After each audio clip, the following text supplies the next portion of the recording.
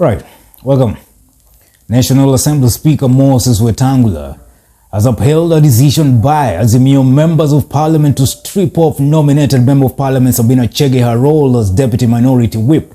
In a ruling made on October 25th, Speaker Wetang'ula confirmed her dismissal from the parliamentary role. Chege has been replaced with Embakasi West MP Mwenje.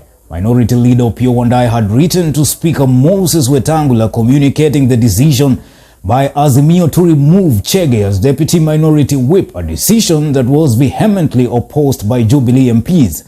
Sabina Chege got the backing of Kenya Kwanza and Jubilee members of Parliament, while ODM and Wiper lawmakers affiliated to Azimio insisted on her ejection following communication from Minority Leader Kioni. Reader Kering Chebet tells us more. Honorable members, I guide the House as follows. After 5 months of back and forth court rulings and threats from all different quarters, nominated Member of Parliament Sabina Chege has finally been removed as the National Assembly Deputy Minority Whip. Standing Order 20A5 requires the Speaker to convey a decision to replace a whip to the House. In this regard, the Honorable Mwenje MP forthwith replaces Sabina Chege MP as the Deputy Whip of the Minority Party. Speaker Moses Wetang'ula's ruling on Wednesday afternoon brought to an end the confusion that has been in the Minority Party over her leadership, with Embakasi West Member of Parliament Mwenje taking over as a deputy to his Suna East counterpart Junet Mohammed. And as they said when Speaker Mwenje in 2009 made his Solomonic ruling on the issue of the leader of government business, you as today, Honorable Speaker, also ranks among as those rulings that are informed by Solomonic wisdom. The saga has rumbled on since April 6th, when the Minority Coalition Party made a communication to the Speaker with an intention to replace Sabina with Mwenje after she indicated that she would henceforth be working with the government. Mheshimiwa Rais, umekuwa rafiki wetu. Sisi ndio tumebaki kule kwa chama ya Jubilee ambayo ilikuwa ni chama yako, tukakusukuma hivi mkatoroka, tukabaki wachache pale kwa Jubilee. This was after the Kiambu High Court threw out a case by Sabina challenging her removal from office and directed her to exhaust the party resolution mechanisms. The Speaker, however, lamented the disarray in the Jubilee Party, having received several conflicting correspondences over the status of the party in the Azimio la Umoja One Kenya Coalition Party. The Jubilee Party is hereby recognized as a parliamentary party within the meaning of Standing Order 20A. This recognition does not in any way elevate it to or affect the status given to the majority party and the minority party by the Constitution and the Standing Order.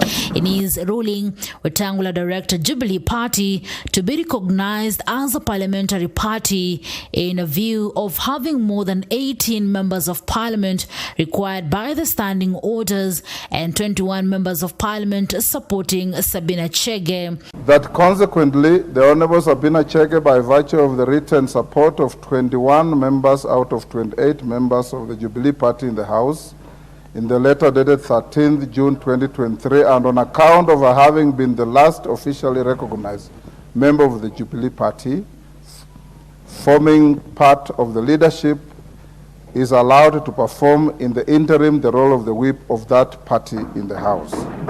While thanking the Speaker for his ruling, Minority Leader Kioni, however, said Sabina has been holding the office illegally for 5 months, hence wanted Mwenje to be adequately compensated. However, his counterpart in the majority, Kimani Ichung'wah, differed with him, insisting that the decision should take effect from Thursday. But Honorable Speaker, I've heard what the Honorable Leader of Minority is asking. At what point do these changes take place? Honorable Speaker, it is my humble submission that the changes take effect today upon communication by the Speaker to the House, not the time when the Azimio One Kenya Coalition sought to change. Jubilee Parliamentary Group has, however, asked nominated Member of Parliament Sabina Chege to stay put as the Deputy Minority Whip in the National Assembly. Na pia kupitia mzozo ambaye imekuwapo kuhusiana na kinara ama mdogo wa kinara walio wachache bungeni, ni kwamba kamati hii kuu imeweza kupitisha kwamba Sabina Chege asalie pale pale kama mdogo wa kinara walio wachache, na kwamba mateuzi ambayo yalifanywa kupitia kwa mkutano ambaye ilifanywa na ikasemekana kwamba ni mkutano wa kamati kuu ambaye sisi hatuelewi, manake kamati kuu ni sisi tulioketi hapa siku ya leo na kumteua bwana mmoja anaitwa Mwenje, sisi hatuitambui. The MPs who are joined by Party National Executive Council members said the purported appointment of Embakasi West MP Mwenje to the position is invalid. Kwa hivyo hata leo katika kikao cha bunge tutampasha spika wa bunge habari ambayo anayestahili kuzungumza bungeni chochote kile ambaye itahusiana na chama cha Jubilee si mwingine mbali ni Mheshimiwa Samuel Arama. Manake huyu bwana ambaye anaitwa Kioni, mwanzo yeye sio mbunge, na pili ametumuliwa katika chama, kwa hivyo hana ruhusa yoyote na hana mamlaka kuzungumza kuhusiana na maneno ya chama cha Jubilee. Last week, Kioni wrote to Speaker of the National Assembly Wetang'ula accusing him of laxity in sending Chege packing as minority whip. The rambling letter, Honorable Speaker. I will not also restrain myself from commenting on the rambling letter by the Honorable Jeremiah Kioni, who, as you have noted, is a former member of this House and ought to address the office of the Speaker and indeed any member of this House with the respect that they deserve, including the Leader of Minority. For Maisha Prime, Maisha Television, I'm Rita Chibet Kering.